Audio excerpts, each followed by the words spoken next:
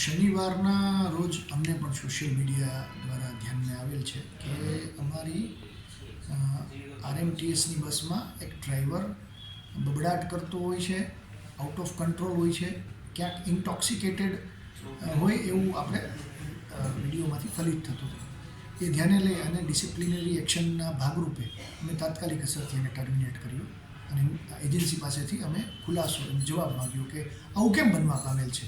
આજે રાજકોટ સિટીના જે પેસેન્જર્સ છે એમની ગરિમા જળવાય તેના માટે આવું કેમ બન્યું છે.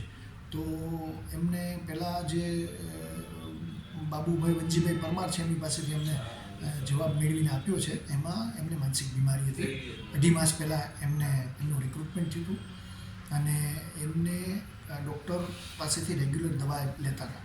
એ દવાનો પુરવઠો ખૂટતા એમને બબડાટ અને એન્ઝાયટી આપણે ફીલ થઈ. પેટમાં જે પેલું થાય એન્ઝાયટી એવું એમને થતાં એમનો માનસિક કંટ્રોલ ગુમાવેલો હતો એમણે અને એ ઝૂમતા હતા અને એવું એમણે લેખિતમાં આપેલું છે. અને આવા કિસ્સામાં અમે એજન્સીને તાકીદ કરેલી છે કે આપ જે રિક્રુટ કરો ત્યારે હવે પછી આ કિસ્સાને પણ ધ્યાને લઈ કોઈપણ કંડક્ટર કે ડ્રાઈવરની માનસિક સ્થિતિને પણ ધ્યાને લઈ અને આગળ વધવા સૂચના આપેલ છે.